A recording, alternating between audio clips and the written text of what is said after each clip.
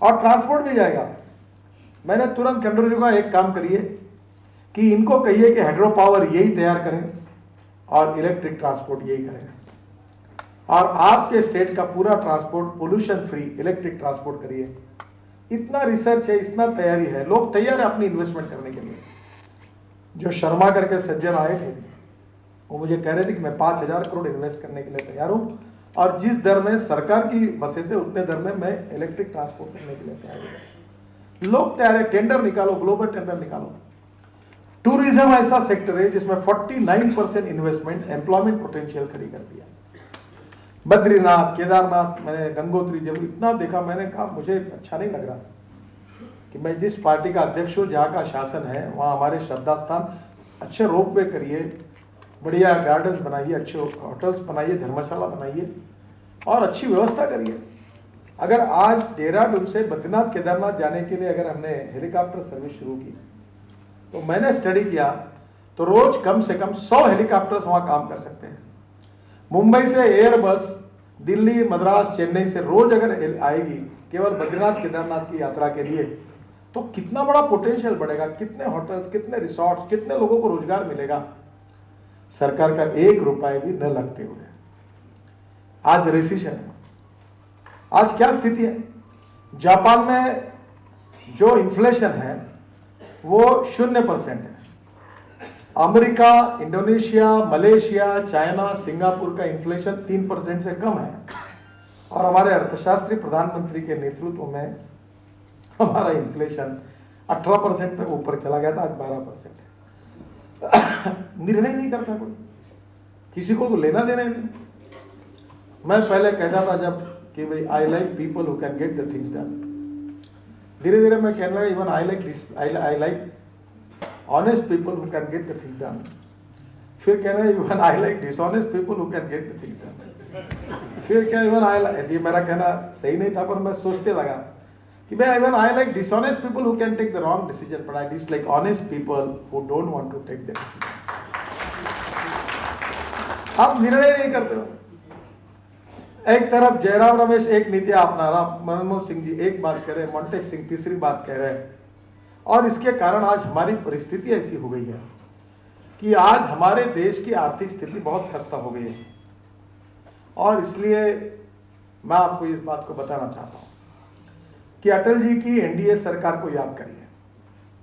Infrastructure में national highway के 4 laning की पहली योजना बनाने का सौभाग्य मुझे मिला, और उसको मैंने रफ में पहली बार सबमिट करके दिया था अटल जी को। 60,000 करोड़ की योजना थी, और 60,000 की प्रधानमंत्री ग्राम सड़क योजना, दोनों योजना का बनाने का सौभाग्य मुझे मिला। हिंदुस्तान के इतिहास में अटल बिहारी वाजपेयी ये पहले प्रधानमंत्री हैं कि जिन्होंने हिंदुस्तान के रोड नेटवर्क को सुधार दिया। आज चाहे आप कहीं भी जाइए, आप इतने बड़े प्रमाण पर 4 लेनिंग रोड बने, ताकि ऐसा लगता है ये चित्र अगर बदला है हिंदुस्तान के इतिहास में किसने, तो अटल बिहारी वाजपेयी ने बदला। मेरा ये कहना, मैं किसी के ऊपर टीका टिप्पणी करने के लिए नहीं कह रहा हूं, पर यह रोड बनाना ये कांग्रेस शासन कार्यकाल में इतने साल सत्ता थी, इनके नजर में क्यों नहीं आया?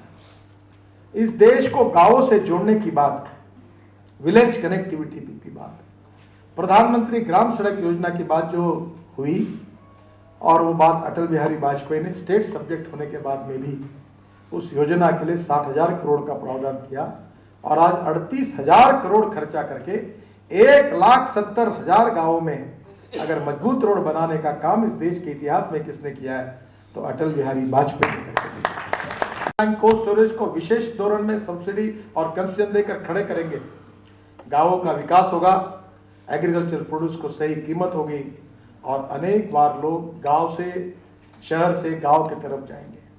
ये कठिन बात नहीं है। मैंने अपने क्षेत्र में, मैं किसानों में काम करता हूँ, मैंने तय किया कि इस साल मैं 1,000 करोड़ का मुनाफा मैं किसानों के जेब में डालूंगा। 1,000 करोड़। मैं सरकार की बात नहीं कर रहा हूँ, मैं सोशल एंटरप्रेन्योरशिप की बात कर रहा हूँ। मैं बिजनेसमैन नहीं हूँ, मैं कारपोरेट वाला आदमी भी नहीं हूँ, मैं धंधा भी नहीं कर रहा हूँ, पर मैंने तय किया, मैं निराश हो गया था कि सरकार के पीछे लग लग के कुछ होता नहीं, छोड़, बोलो भी मत, करो भी मत, अपना अलग से काम करो। तो दीनदयाल उपाध्याय जी के अंत्योदय के विचार को लेकर मैंने काम शुरू किया। मुझे कुछ फायदा मिला था, मैंने 4000 करोड़ कैपिटल मार्केट में इंफ्रास्ट्रक्चर के लिए खड़े किए थे, तो थोड़ा बहुत मैं गणित समझ गया। और मैंने 1 लाख रुपए का मेरा शेयर 90 करोड़ के किसानों के और बाहर के लोगों के किए। और जब मैंने ये सोशल एंटरप्रेन्योरशिप शुरू की तो आज मैं गाँव में काम करता हूँ, किसानों में केवल काम करता हूँ। और अब मेरे मन में विश्वास आया कि हम ही लोगों का चित्र बदल देंगे, जरूरत नहीं सरकार की। मुझे लगता है जिनके मन में देशभक्ति है, सामाजिक संवेदनशीलता है, अंत्योदय का विचार जिसको मिशन के रूप में जो मानते हैं, वो अपने एंटरप्रेन्योरशिप का उपयोग करके गरीब लोगों को, युवाओं को रोजगार देकर सोशो इकोनॉमिक ट्रांसफॉर्मेशन की प्रोसेस गतिशील कर सकते हैं। मैं एक नई बात आपको कहना चाहता हूँ, गॉड एंड गवर्नमेंट ये केवल हमारे भविष्य बनाने वाले नहीं है। We can change our own socio economic scenario. Bharatiya Janata party के राष्ट्रवाद का विचार, अंत्योदय का विचार, और हमारे पास जो मैनेजरल स्किल है, जो कमिटमेंट है, जो कन्विक्शन है, जो विजन है, और जो टेक्नोलॉजी हम ला सकते हैं, उसका उपयोग करके लोगों के सहयोग से हम गांवों का चित्र बदल सकते हैं, शहरों का चित्र बदल सकते हैं। ये सब करने की क्षमता हमारे कार्यकर्ताओं में है। और इसलिए मैंने हमारे कार्यकर्ताओं को आह्वान किया कि what is the meaning of politics. Ticket मांगने के लिए भीड़ इकट्ठा हुई, क्या उसको राजनीतिक पार्टी कहे? मुझे टिकट दो, मुझे टिकट दो, मुझे टिकट दो, बायोडाटा एक एक फोटो के लिए 50 लोग ऐसे धक्के मार के खड़े होते हैं। क्यों करते हो सर? कोई जरूरत नहीं। Respect should not be demanded, it should be commanded. If you deserve for it you will get it. दुनिया झुकती है, झुकाने वाला चाहिए, कोई इसकी जरूरत नहीं। आप अच्छा काम करिए, आपको सक्सेस मिलेगा। और इसलिए the meaning of the political party is not only to get the power. 10 लोगों को एमएलए, एमपी और मुख्यमंत्री बनाना ये राजनीतिक पार्टी का आखिरी मकसद नहीं है। राजनीतिक पार्टी का आखिरी मकसद है हमको राज नहीं, समाज बदलना है, हमको देश बदलना है। हम दुनिया की सुपर इकोनॉमिक पावर बनना चाहते हैं, हमारी गरीबी को दूर करना चाहते हैं। इरेडिकेशन ऑफ पॉवर्टी ये हमारा मिशन है। और उसके लिए हम रोजगार की निर्मित करेंगे, गांवों का विकास करेंगे, पावर, इंफ्रास्ट्रक्चर सभी क्षेत्रों में प्रगति, अच्छा काम करेंगे, एक्सपोर्ट बढ़ाएंगे, इंपोर्ट कम करेंगे, देश की उन्नति और विकास के लिए हम काम करेंगे। ऐसा कहने वाले लोग क्या राजनीति के नहीं हो सकते? Politics is never means in only power politics. समाज कारण, राष्ट्र कारण और विकास कारण उसका अर्थ बनना चाहिए। आप सब इकोनॉमी को जानते हैं, इंडस्ट्री को जानते हो, बिजनेस को जानते हो, आपके पास वो क्षमता है, आपने आपके जीवन में सक्सेस मिला। आप में से कोई उद्योगपति 50 करोड़ का, कोई 100 करोड़ का, कोई 5 करोड़ का, कोई 10 करोड़ का मालिक बना। अच्छी बात है, पैसा कमाना चाहिए। No philosophy can be taught to empty stomach. खाली पेट को कोई तत्वज्ञान सिखाया नहीं जाता। सनदशील और ईमानदारी के मार्ग से जरूर पैसा कमाइए, पर एमएलए, एमपी और मिनिस्टर बनकर ये पैसे कमाने का धंधा अगर कोई समझता होगा तो उसको भारतीय जनता पार्टी में कोई जगह नहीं है, वो यहां ना है। Politics cannot be A business. Politics ये सोशियो इकोनॉमिक ट्रांसफॉर्मेशन के लिए है, पॉलिटिक्स राष्ट्र के पुनर्निर्माण के लिए है। और मेरा विश्वास है कि जो हमारे संघ से, विद्यार्थी परिषद से जिन कार्यकर्ताओं को संस्कार हुए देशभक्ति के, सामाजिक दायित्व के, राष्ट्र के प्रति जिम्मेदारी के, ऐसे जो प्रगल्भ कार्यकर्ता है, जो अपने जीवन में यशस्वी है, वो अपने साथ अपने गांव का, अपने कम्युनिटी का, अपने लोकेलिटी का अगर ट्रांसफॉर्मेशन करने की बात को अगर सोशल एंटरप्रेन्योरशिप के रूप में स्वीकार करते हैं तो हम विकास की गतिशीलता को कई गुना बढ़ा सकते हैं। और भारतीय जनता पार्टी अगर सत्ता में है तो सरकार के द्वारा ये काम करेंगे, सरकार में नहीं है तो विपक्ष में रहकर भी इंडिविजुअल लेवल पर प्रयास करके ये करेंगे। और मेरा विश्वास है कि भारत का भविष्य बहुत उज्जवल है। Wrong economic policies and bad and corrupt governance of UP and Congress party ने ये देश की हालत बनाई है। पर इस भ्रष्ट सरकार को हम हटाएंगे। इनके इस भ्रष्ट सरकार को जिन्होंने देश को लूटा है, जिन्होंने लूटने का काम किया है, इस सरकार को हम हटाएंगे और सही में आदर्श राम राज्य का निर्माण देश में करेंगे, जिसमें कोई गरीब नहीं होगा, कोई भूखा नहीं होगा, कोई कंगाल नहीं होगा। ये जो 80% और 20% की जो गरीबी और धनवान लोगों की है, बदलेंगे, इस रेशो को बदलेंगे। गरीबी को बदलकर उनको अच्छी स्थिति में लाएंगे, और वो कैसे लाना इसका ड्राफ्ट हमने तैयार किया है। We are the first party in Indian politics that we are preparing India Vision 2025।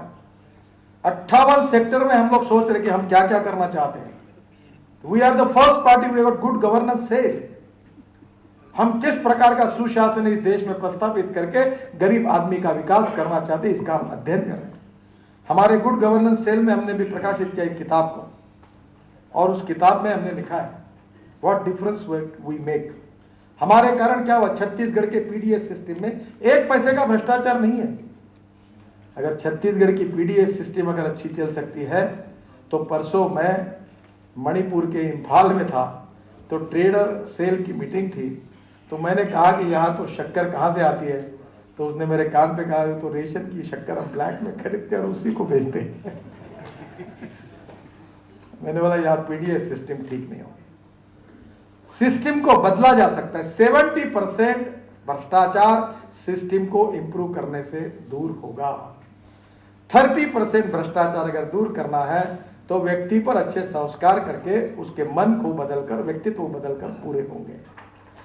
हम उसको पूरा करना चाहते हैं, और इसलिए भ्रष्टाचार मुक्त हिंदुस्तान, भय भूख आतंक और भ्रष्टाचार से मुक्त, सुखी समृद्ध संपन्न शक्तिशाली, सोशल और इकोनॉमिक जस्टिस देने वाला ऐसी प्रशासन को और ऐसे देश को हम निर्माण करना चाहते हैं जो विज्ञान तंत्र विज्ञान का आधार लेगा।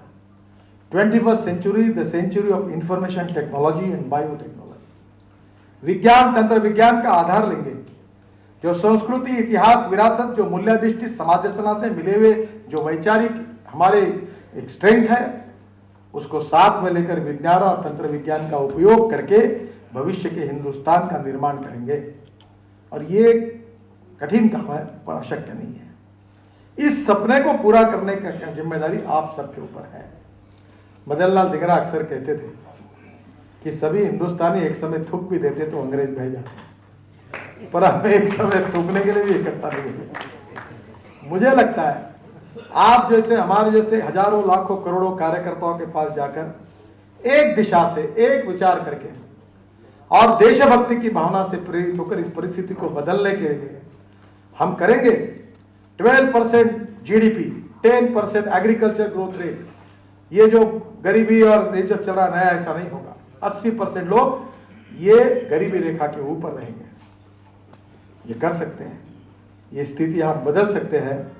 भारतीय जनता पार्टी देश के तकदीर को, देश के भविष्य को बदलना चाहती है, और मेरा विश्वास है कि एनडीए के शासन कार्यकाल में अटल बिहारी वाजपेयी ने जो देश को दिशा दी, उसी को बेस बनाकर आगे आने वाले भविष्य में हम देश के ग्रामीण क्षेत्र को, उद्योग क्षेत्र को, देश के सभी क्षेत्र को, infrastructure, power, tourism, education, health services, सभी सेक्टर को हम गुणात्मक परिवर्तन करके हमारे देश को दुनिया की एक नंबर की अधिष्ठ ताकत बनाएंगे।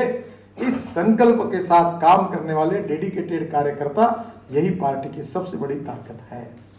आपके क्षेत्र में तो आप अच्छा काम करिए, परिस्थितियों का अध्ययन करिए, उचित नीतियों के लिए जहां अपनी सरकार है उनके पास जाकर बताइए, जो सुधार करना है उसके सुझाव दीजिए, जहां अन्याय हो रहा उसके खिलाफ संघर्ष करिए और लोगों को जगाइए।